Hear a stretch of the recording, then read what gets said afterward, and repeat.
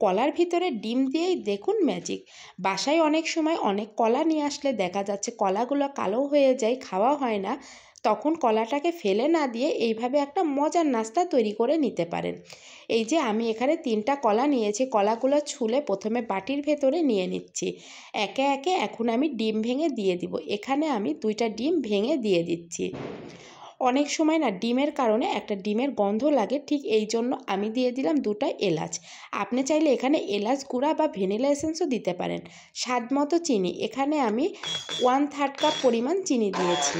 এরপরে একটা হ্যান্ড ব্লেন্ডারের সাহায্যে আমি কলাটাকে ডিম আর চিনির সাথে খুব ভালোভাবে মিশিয়ে নিচ্ছি। এখানে না আপনারা এই কাজটি ব্লেন্ডার বা কাঁটা চামচের সাহায্যেও করতে পারেন। এখন আমি দিয়ে দিচ্ছি লিকুইড দুধ। এখানে আমি 2 কাপ দুধ জাল করে 1 কাপ করে নিয়েছি, সেই 1 কাপ দুধ ঠান্ডা করে দিয়ে দিলাম। আরও একটু মিশিয়ে নিয়ে এখন আমি এই মিশ্রণটাকে একটা স্ট্রেনারে ছেঁকে নিব। ছেঁকে নেওয়ার কারণে যে লাম্পসগুলো থাকবে বা কলার দানা, এলাচের দানা টানা যেগুলো আছে সেগুলো এই ছাঁকনিতেই রয়ে যাবে। এটা সুন্দর করে ছেঁকে নেওয়া হয়ে গিয়েছে। এই বাটিটাকে একটা সাইডে রেখে এখন আমি আরও একটি কাজ করব। ফ্রিজের মধ্যে একটা গাজর ছিল, ভাবলাম গাজরটাকে কি আর করা যায়, আমি এই নাস্তাতেই ব্যবহার করে ফেলি। গাজরটাকে গ্রেট করে তাতে 1 চামচ ঘি দিয়ে খুব ভালোভাবে মিশিয়ে নিয়েছি। এতে করে না এই পুডিংয়ের ভেতরে ঘিয়ের ফ্লেভারটা যাবে, খেতে বেশ ভালো লাগবে। আর বাচ্চারও এটা কিন্তু দেখা যাচ্ছে যে এটা খুব পুষ্টিগুণও হবে, বাচ্চার জন্যও অনেক উপকার।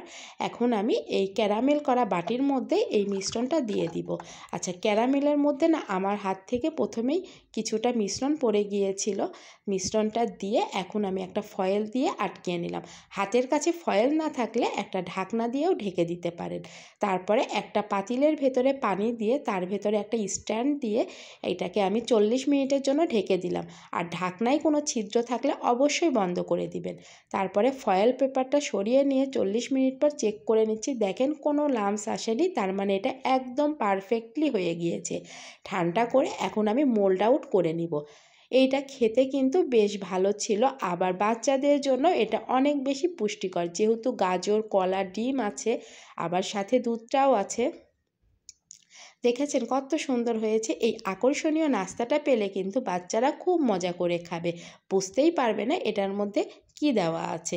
যেই বাচ্চা সবজি, ফল বা দেখা যাচ্ছে কলা খেতে চায় না, দুধ খেতে চায় না, তাদের জন্য কিন্তু এটা একটা হেলদি নাস্তা হতে পারে সকাল বা সন্ধ্যার জন্য।